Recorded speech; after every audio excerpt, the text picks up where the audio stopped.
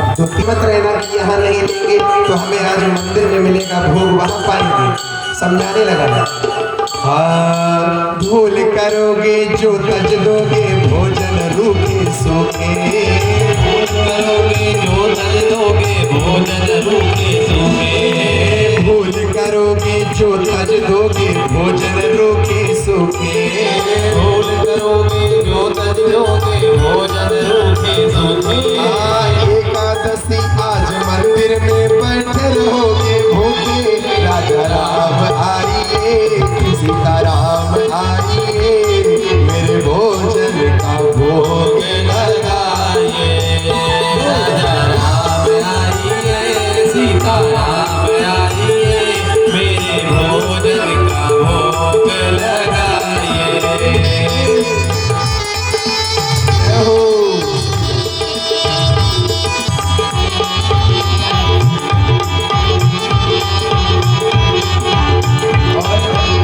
भक्त ने कहा कि महाराज सोच रहे हो कि चेला यहाँ जंगल में बनाया है रूखा सूखा, इसको हम क्यों पाए? तो अपने भाव को भगवान से निवेदन करने लगा, खीर पुआ और माल पकौड़ी सेवक ने न बनाई, खीर पुआ और सेवक ने न बनाई, खीर पुआ और माल पकौड़ी सेवक ने न बनाई, खीर पुआ और माल पकौड़ी सेवक ने न बनाई, मेवा और मिष्ठान न लाया नाया नहीं मिठाई, राजा राम आइए प्रभु राम आइए, मेरे भोजन का भोग लगाइए। राजा राम आइए प्रभु राम आइए, मेरे भोजन का भोग लगाइए। इस प्रकार से कहने लगा कि महाराज और मैं कोई भाव नहीं जानता हूँ, मेरे पास कुछ सामग्री नहीं है, जो है आप इसी को स्वीकार करो। जब इस प्रकार से करुण पुकार सुना तो भगवान राघवेंद्र सरकार आ गए, लेकिन अकेले नहीं आए, सीता समारोपित वाम भाग, अकेले नहीं आए, साथ में सीता जी को भी लाए। चेला ने देखा, सोचा दो डाइट भोजन बनाया था तो दो यही हो गए तो हमारा क्या है, मुंह सुखा लिया। राम जी आए, बोले बताइए क्या हुआ? कहा भगवान हम यहाँ बस दो की व्यवस्था किए थे, आप हो जाते हम हो जाते, अभी देवी जी कौन? कहा ये हमारी भारियाँ हैं सीता मैया। कहा चलो कोई बात नहीं, अब आ गए हो तो दोनों लोग पाओ, थोड़ी बहुत एकादशी तो आज हमारी हो ही जाएगी। भोग लगाया, भगवान ने बड़े प्रेम से पाया और पाने के बाद थोड़ा बहुत जो बचा उस चेला ने पाया, और पाने के बाद भगवान अंतर्धान हो गए। भक्त का भाव देखिए, भक्त ने सोचा कि भगवान सच में आते होंगे पाने के लिए, इसलिए जब तक भगवान आए नहीं उसने इस प्रसाद को नहीं पाया। अच्छा जो बचा उसने ग्रहण किया, कहा चलो ठीक है, एकादशी भी बड़ी खतरनाक चीज है, इस तरह कहते हुए वो घर आ गया। कुछ दिन बीता, हमारे लिए कुछ बचता ही नहीं, आप कम से कम 3 डाइट भोजन दीजिए, हम बना के पा लेंगे। अच्छा दिया गुरुजी ने, गुरुजी हंसने लगे, हो सकता है चेला है जानता नहीं है, ऐसे ही उस दिन ले गया था, शायद कम पड़ गया हो इसीलिए और लेना चाह रहा है, कोई बात नहीं दे दे। 3 डाइट भोजन उनको दे दिए। अब उसको लेकर के फिर वो जंगल में पहुंच गया। वहां पहुंचा, पहुंचने के बाद फिर वही क्रिया शुरू किया, लेकिन अभी तक केवल राम जी को पुकार रहा था। अब कहा भाई 2 लोग आते हैं तो पुकारने लगे कि राजा राम आए सीता राम आए, मेरे भोजन का भोग लगाइए। राजा राम आइए सीता राम आइए, मेरे भोजन का भोग लगाइए। भोजन का भोग लगाइए, मेरे भोजन का भोग लगाइए। अब इस प्रकार से पुकारा। अच्छा भक्त अलबेला तो भगवान और अलबेले। अब 2 की व्यवस्था करके लाया था, अब की 3 की करके लाया। भगवान ने सोचा कुछ आनंद लिया जाए, तो अब की आते हैं कैसे? दक्षिणे लक्ष्मणो यस्य वामे च जनकात्मजा। पहले सीताराम जी आए थे, अब की छटकऊ का लेते हैं लक्ष्मण जी का। तुम चलो ले करके 3 लोग वहां पर आए। अब चेला ने उसी प्रकार पुकारा और जो इनको देखा तो फिर मुंह लटका लिया। कहा ये भी विचित्र है भाई, एक को बुलाओ तो 2 आते हैं, 2 को बुलाओ तो 3 आ गए। कहा चलो कोई बात नहीं, अब तो आ ही गए हो तो जो है पाओ, क्या किया जाए। भोजन पवाया, प्रसाद लिया, भगवान ने बड़े भाव से ग्रहण किया। अब थोड़ा बहुत जो उसको मिला पा लिया। कहा बड़ा झंझट है भाई, व्रत रह जाते तो ठीक रहता। फिर से लौट करके आश्रम में आया। फिर कालांतर में जब अगली एकादशी आई तो गुरुजी ने कहा दे दो इसको 3 डाइट। कहा सुनो महाराज 3 डाइट में काम नहीं चलेगा, हम रह जाते हैं भूखे, काम चलता नहीं। आप ऐसा करो 5 सेर आटा और बढ़िया दाल चावल ज्यादा मात्रा में दो। वहाँ कई लोग आते हैं, कई लोग आते हैं भोग लगाने के लिए।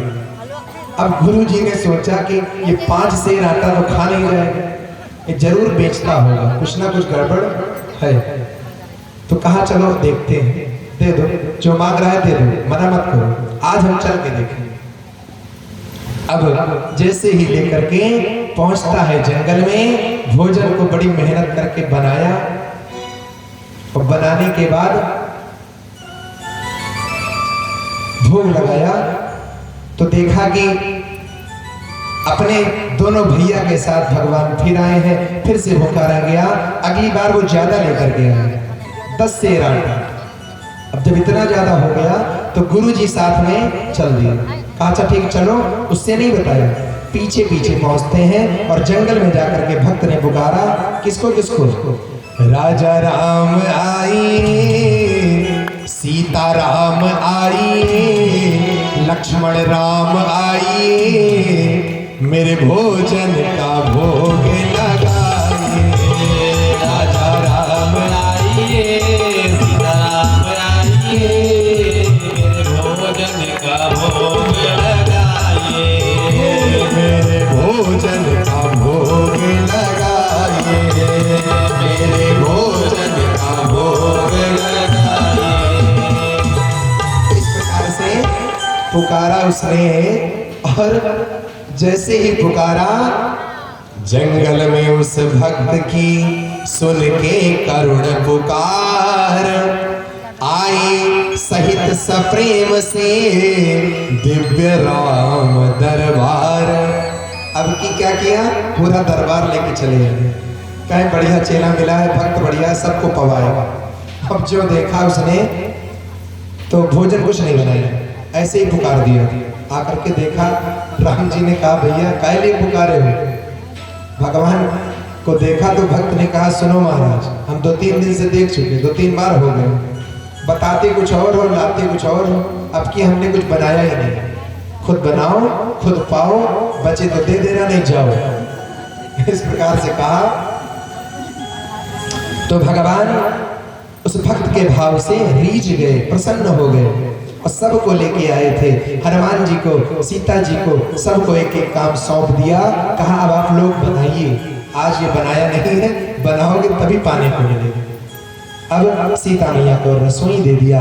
भरत जी से कहा कि आप भंडारे का साथ कार्य कीजिए। विश्व भरण पोषण कर जोई, ताकर नाम भरत होई। कहा भरत जी आप भंडारे के मालिक ज्यादा हैं, आप भंडारे की सारी व्यवस्था को देखो। अब भरत जी मिलकर के, सीता मैया आदि सभी मिलकर के भंडारे बनाने लगे। भगवान स्वयं अपना प्रसाद स्वयं बनाने लगे और गुरु जी पीछे पीछे आ गए। गुरु जी आ गए कि आप देखें इतना ज्यादा है, कहाँ ले जा रहा है। जब देखा कि वो मतलब सबसे बातें कर रहा है, बैठा है, गुरु जी को वो दिखे नहीं। थोड़ी देर बाद गुरु जी सामने आए और कहा बेटा क्या हो रहा है? कहा देखो ना, आप कहते थे ना बेचते हो, देख लो ये सब जुटे हैं, ये सब अभी बनाएंगे, फिर पाएंगे, फिर हमको पवाएंगे तो जाएंगे। तो गुरु जी ने देखा तो कोई दिखाई नहीं दिया।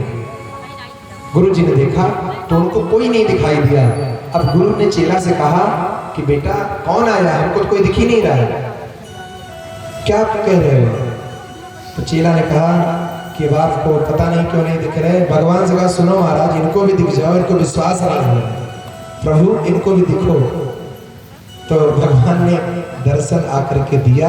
गुरु जी ने सोचा कि हम तो गुरु ही रहेंगे, चेला तो हमसे भी बड़ा होगा। आज भगवान ने उन दोनों का कल्याण किया।